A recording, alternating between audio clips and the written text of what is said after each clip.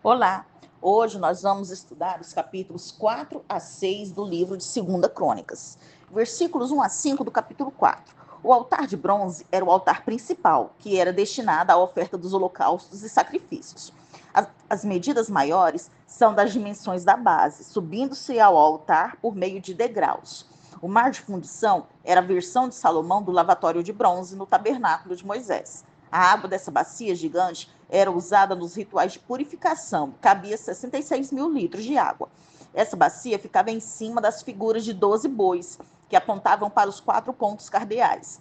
Versículo 6. As pias menores eram usadas para lavar os animais do sacrifício e também utensílios. O mar era reservado para os sacerdotes, mas eles retiravam a água para a purificação, não se entrava nele. Versículo 7 e 8. Cada mesa tinha um candelabro de ouro e 10 bacias de ouro, que eram usadas provavelmente para reter brasas e incenso. Versículo 9, havia um pátio para os sacerdotes e outro para as pessoas comuns. Versículos 11 a 16. Irão-Abi, o artesão enviado por Irão, rei dos fenícios, havia terminado toda a obra pela qual tinha sido contratado, enfeitando panelas, bacias, pás e os demais utensílios necessários para o serviço dos sacerdotes no templo, além de ser responsável por objetos maiores, como as colunas, o altar e o mar de fundição. Versículo 17. Sucote e Zereda ficavam entre 40 a 60 quilômetros ao nordeste de Jerusalém, no Vale do Jordão. Todo o trabalho de fundição dos materiais de bronze necessitava de muita água, então era mais fácil produzir os itens perto do Rio Jordão. Versículos 19 a 22. Grande parte dos utensílios para o interior do templo também foram produzidos em ouro. O altar de ouro, diferente do altar de bronze, não era para sacrifício de animais, e sim para a queima de incenso 2 vezes ao dia. Agora nós vamos estudar o capítulo 5, versículo 1 do capítulo 5. O Antigo Testamento dedica muita atenção ao templo, por causa da sua vital importância na preservação da verdadeira fé em Israel e sua comunhão com Deus. O cronista liga o templo de Salomão diretamente aos preparativos feitos por Davi.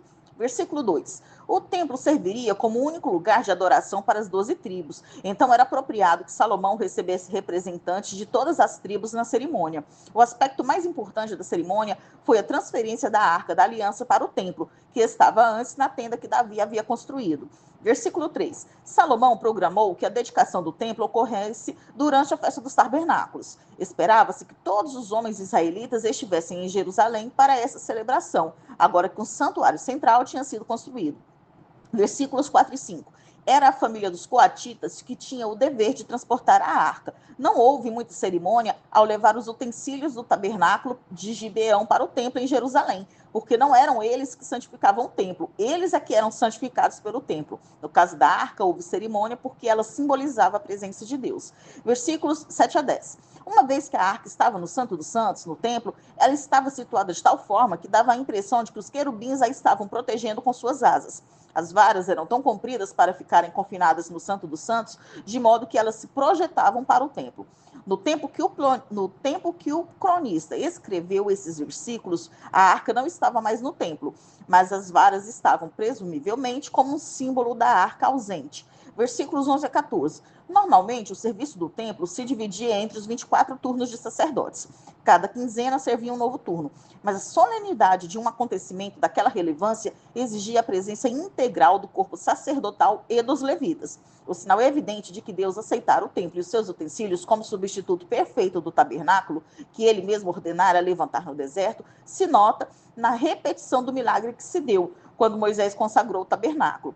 Os sacerdotes, falhos e fracos, não puderam então ministrar em razão da nuvem que revelava a glória de Deus. Agora nós vamos estudar o capítulo 6, versículos 1 e 2 do capítulo 6. Salomão expressa aqui a sua esperança quanto à permanência da presença de Deus no templo. Isso foi um forte desejo da comunidade de Israel, que procurava se estabelecer após ter retornado da Babilônia no século 6 a.C. Versículos 3 a 11. Quando toda a congregação se levantou para receber a bênção de Salomão, ele repetiu a história conhecida que levou ao ponto em que estavam naquele momento, para que todos compreendessem a graça de Deus. O Senhor tinha feito uma promessa e a cumpriu. Foi ele quem tinha escolhido Davi e foi ele quem tinha designado Salomão como aquele que construiria o templo. Versículos 12 e 13. Nessa tribuna, Salomão profere em linguagem familiar uma importantíssima oração em que relembra as advertências que Deus fizera ao povo de Israel. A oração foi de arrependimento e de súplicas. Nessa oração, a mais longa registrada nas Sagradas Escrituras, Salomão fez seus pedidos na base das promessas que Deus fizera ao rei Davi. Versículos 14 a 17. Salomão agradeceu a Deus, pois o templo tinha sido construído e o filho de Davi estava no trono. Em seguida, ele pediu a Deus que perpetuasse a dinastia de Davi enquanto eles permanecessem fiéis. Versículos 18 a 20. Salomão reconheceu que Deus não se limitava ao templo. Isso era diferente da visão do Antigo Oriente de que todas as divindades estavam restringidas a uma localização geográfica. O templo era um lugar onde o povo podia ir ao encontro de Deus, mas o Deus vivo estava presente em todos os lugares. Versículos 22 e 23. Salomão pediu apenas ao Senhor que a justiça fosse feita, que o ímpio pagasse por seus atos e o justo fosse justificado.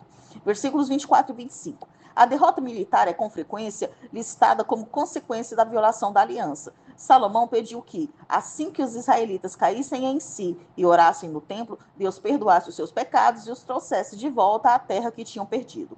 Versículos 26 e 27. A chuva e a seca são apresentadas como bênçãos e maldições da aliança. Salomão orou para que o Senhor respondesse com chuva a oração sincera feita no templo. Versículos 28 e 31. O afastamento do Senhor provoca uma dúzia de calamidades diferentes em uma nação. A seca, a derrota, a fome, a peste, o crestamento, a ferrugem, os gafanhotos, as larvas, a guerra, a praga, a doença, o cativeiro. A petição de Salomão era que Deus ouvisse a oração do povo quando as orações fossem sinceras. Versículos 32 e 33. Salomão rogou que estrangeiros também recebessem respostas às suas orações feitas no templo. Os profetas esperavam pelo tempo em que os gentios seriam incluídos entre o povo de Deus. A forma da petição salienta a centralidade do templo à medida em que o reino se expandisse a outras nações. A inclusão de muitos gentios no reino foi finalmente cumprida em Jesus Cristo. Versículos 34 e 35. Salomão pediu que Deus desse força na batalha. Ele pediu a ajuda do Senhor no tempo em que o Senhor enviasse os israelitas à batalha. Versículos 36 a 39. O exílio e o cativeiro são, com frequência, alistados como maldições por causa da violação da aliança. A petição de Salomão foi atendida por 2 vezes dentro da própria história de Crônicas. Primeiramente, no caso de Manassés, no capítulo 33, e mais tarde o remanescente de Israel, no capítulo 36, que sofreu exílio na Babilônia, mas foi restaurada a terra prometida. Versículos 41 e 42. Salomão concluiu sua oração pedindo que Deus tomasse posse do templo para que os sacerdotes, os santos e ele, o rei, se regozijassem na intimidade de Deus. Ele orou para que Deus abençoasse Israel por causa das misericórdias prometidas a Davi, a qual, de fato, Deus estendeu a Salomão e a muitas gerações de reis de Judá. Nós terminamos aqui o estudo dos capítulos 4 a 6 do livro de 2 Crônicas.